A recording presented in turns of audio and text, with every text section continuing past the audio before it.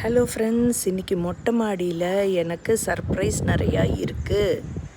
என்ன இங்கே பாருங்க, கொடி சம்பங்கி கொத்து கொத்தாக மொட்டு கட்டியிருக்கு.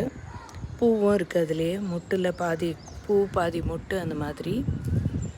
இதை கொடி சம்பங்கி எல்லா செடிக்கும் வெயில் தேவை அப்படிங்கிறதுக்கு எங்கள் வீடு தான் உதாரணம். இதெல்லாம் கீழே வச்சுருந்தேன். எங்கள் வீட்டில் கீழே வெயிலே கிடையாது.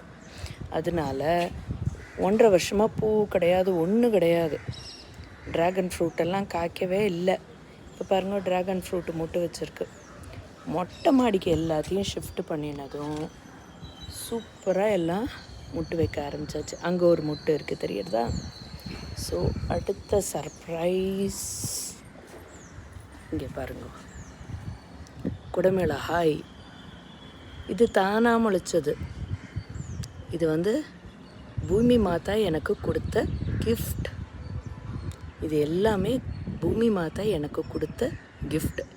இதை பகவானுக்கே அர்ப்பணம் பண்ணினா அத்தனை ஒரு சந்தோஷமாக இருக்கும். Thank you, bye bye.